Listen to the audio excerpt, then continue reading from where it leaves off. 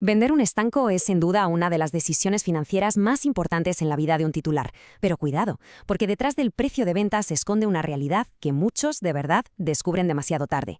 Las consecuencias fiscales. Vamos a ver cómo se puede evitar esa sorpresa tan desagradable. Esta es, casi siempre, la primera pregunta que nos hacemos. Es totalmente natural, ¿no? Es la cifra que nos llama la atención. Nos centramos en el beneficio bruto, en ese número grande que uno se imagina que va a recibir. Pero quedarse solo con esa pregunta es un error, y de verdad puede salir muy caro. Es que centrarse únicamente en el precio de venta es como mirar solo una parte de la ecuación, e ignorar la pieza clave que va a determinar lo que realmente queda en el bolsillo.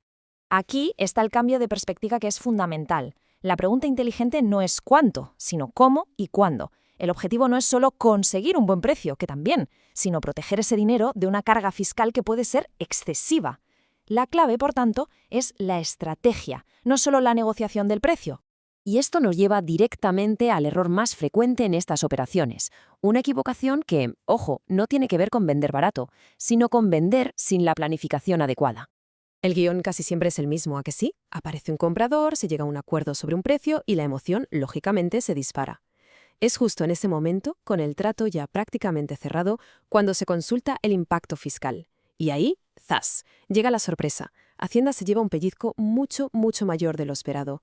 Y para entonces ya es tarde para renegociar o para planificar nada. Y este es el punto crucial, el que hay que grabarse a fuego. Una vez que la firma está en el papel, el camino fiscal está trazado y es prácticamente irreversible. La fiscalidad no se arregla a posteriori, se tiene que prever y planificar con antelación. Entonces, a ver, ¿cómo calcula Hacienda el beneficio de la venta? Entender su lógica es el primerísimo paso para poder anticiparse. El concepto clave aquí es la ganancia patrimonial. Suena un poco técnico, pero no es más que el beneficio que, según la ley, se ha obtenido con la venta. Y es sobre esta cifra, y no sobre el precio total de venta, sobre la que se va a aplicar el IRPF. Aquí es donde está la clave del asunto. En esta diapositiva vemos perfectamente la diferencia entre la cuenta que hacemos mentalmente y la que hace Hacienda. La mayoría piensa, bueno, vendí por X, compré por Y, pues la ganancia es la resta. Pero Hacienda introduce un factor que lo cambia absolutamente todo, las amortizaciones. A ver, las amortizaciones son esas deducciones fiscales que año tras año han permitido pagar menos impuestos por el desgaste de los activos. ¿Fue un beneficio en su momento? Sí, pero a la hora de vender, Hacienda considera que esas deducciones han reducido el valor de compra del negocio. ¿Y el resultado? Pues que el coste oficial del estanto es más bajo y por tanto la ganancia sobre la que se tributa es mucho mayor de lo que se esperaba. Bien, ya hemos visto el problema. Ahora pasemos a la solución. Los factores clave que hay que tener en cuenta. Porque sí, existen palancas estratégicas para planificar y optimizar el resultado fiscal de la venta. Estas son las 4 variables clave. Primero, la antigüedad, porque a más años, más amortizaciones acumuladas y, por tanto, mayor ganancia fiscal. Segundo, la edad del titular, ya que estar cerca de la jubilación puede abrir opciones fiscales muy ventajosas. Tercero, el momento del año.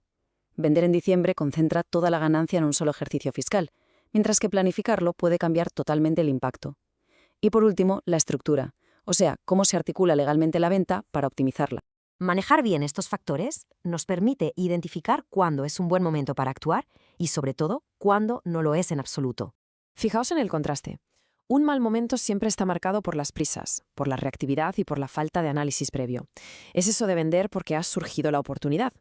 En cambio, un buen momento para analizar las situaciones es cuando hay calma, al empezar a pensar en el relevo, con el negocio funcionando bien, o simplemente por tener claridad sobre la propia situación patrimonial. Con todo esto en mente, la conclusión es bastante clara. Antes de dar cualquier paso, hay que responder a unas preguntas que son fundamentales. Estas 3 preguntas son el verdadero punto de partida, antes de hablar de precios con nadie.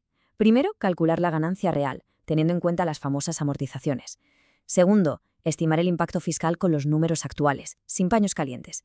Y tercero, explorar si hay opciones para optimizar ese resultado.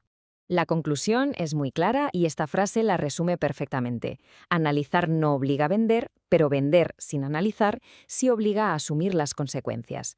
El análisis previo no compromete a nada, solo proporciona información y, sobre todo, poder de decisión.